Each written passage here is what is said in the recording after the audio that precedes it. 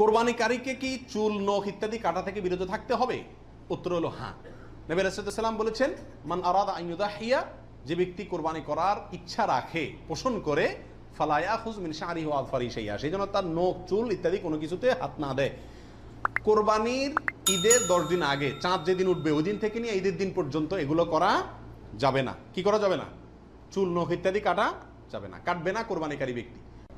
কোরবানি দেওয়ার পরে চুল, নখ ইত্যাদি কাটবে, এটা খেয়াল রাখা উচিত।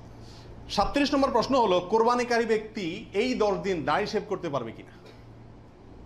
জটিল একটা প্রশ্ন। কোরবানি করবেন, বাকাওয়াতি করবেন, খুব ভালো কথা, জায়গায় এসে ধরা গেছেন, দাড়ি শেভ করতে পারবেন কিনা?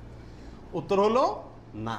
দাড়ি তো কোরবানি করলেও শেভ করা যাবে না, না করলেও শেভ করা যাবে, এটা তো সর্বাবস্থায় চাঁচা হারাম। সেক্ষেত্রে কোরবানির এই সিজনগুলোতে এসে গুরুত্বটা আরো বাড়ে।